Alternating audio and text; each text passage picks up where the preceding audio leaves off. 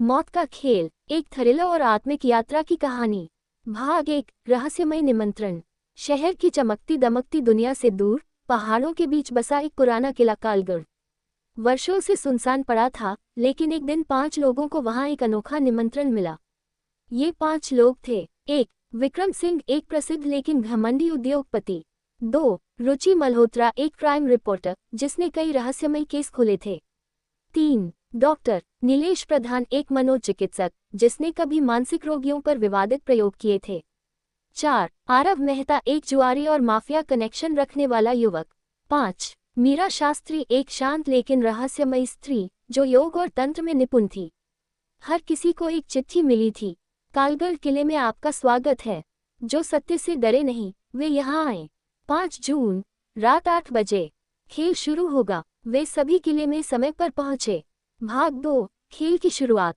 जैसे ही सभी भीतर पहुंचे, दरवाजे अपने आप बंद हो गए। एक पुराना रिकॉर्डर चालू हुआ। आप सभी ने जीवन में कोई न कोई ऐसा पाप किया है जिससे आप भागते रहे। अब वक्त है सामना करने का। ये मौत का खेल है। यहाँ हर रात्रि एक खेल होगा, एक परीक्षा। जो असफल होगा उसकी मौत निश्चित है। सत्य से भाग नहीं सकते। सब एक दूसरे को देखने लगे।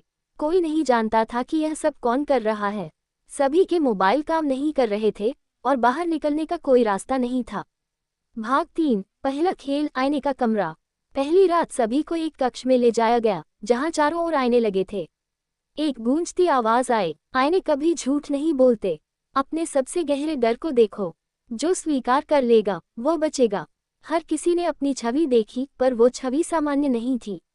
विक्रम को उसमें गरीब, भूखा और असहाय खुद दिखाई दिया, वो जो उसने बचपन में छोड़ दिया था।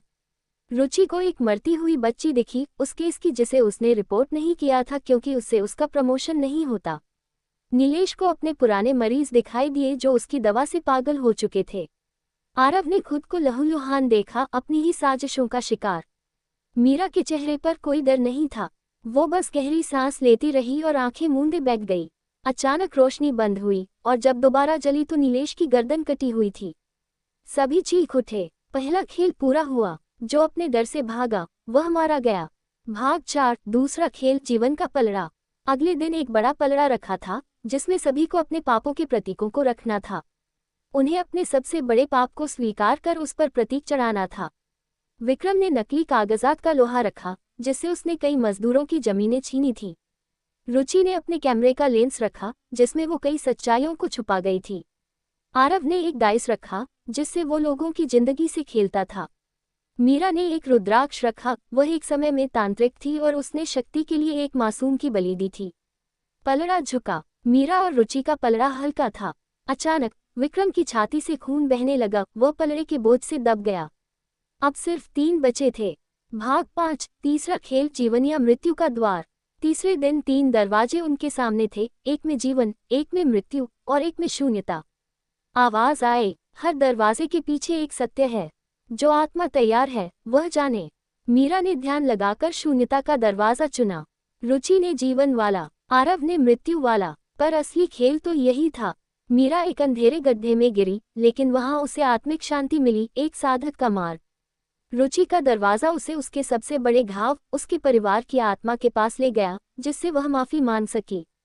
आरव का दरवाजा असली मौत था, उसकी आत्मा चीखती रही। अब बस मीरा और रुचि बची थी। भाग 6, अंतिम खेल, आत्मा का आईना। अंत में दोनों को एक कक्ष में ले जाया गया। वहां एक विशाल आईना था।